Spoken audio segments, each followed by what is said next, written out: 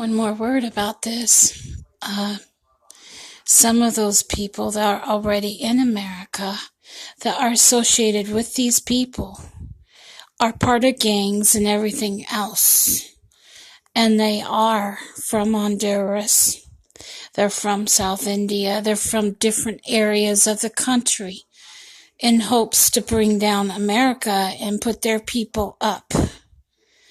That's why they're running the hotels. That's why they're running things. Yeah, get wise. But they are part of the Brotherhood gangs. They're part of gangs and everything else. They bring in gang stalkers. They wanted to kill me. They wanted to set me up to where I would be taken and fed to an alligator. And I almost was as a result. I slipped through the guy's fingers. And he said we got the wrong woman, fortunately.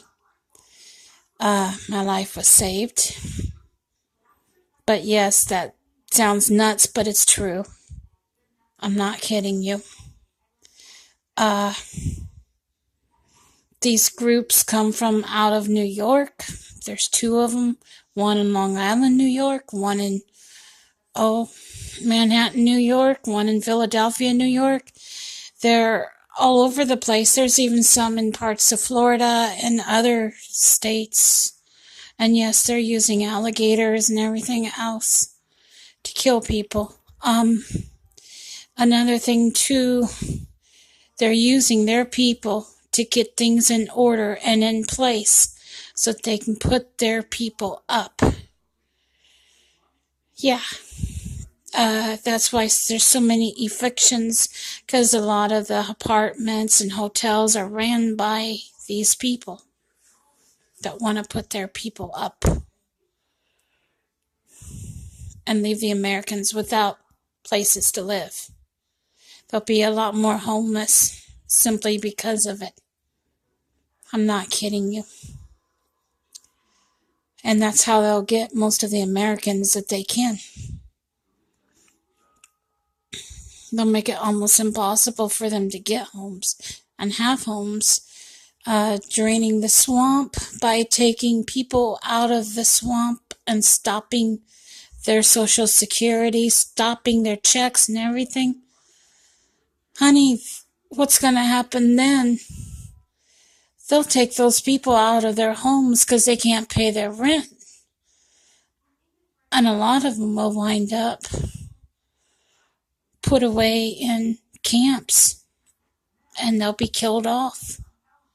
Yeah, they'll be able to take Americans out that way too. They're using the president to do it and he doesn't even know it.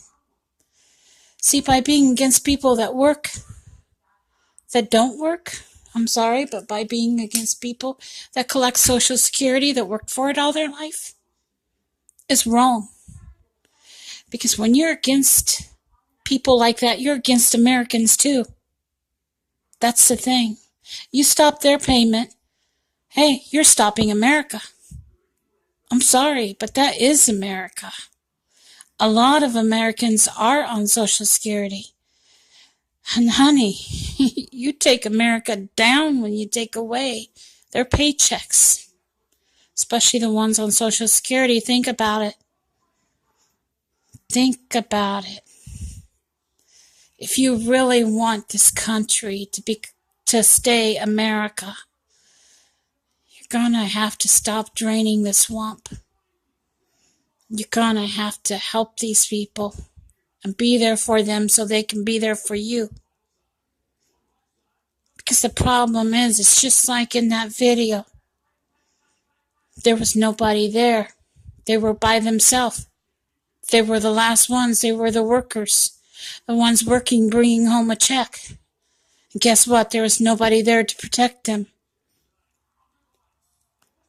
Because their grandmas, their grandpas, their mothers had all been gone, taken out. It was too late. Nobody could protect them. Think about it. Who do you rely on to protect you? And yeah, you may think you rely on yourself, but honey, when they take you, Who's going to protect you then? They can take you down in 3 seconds.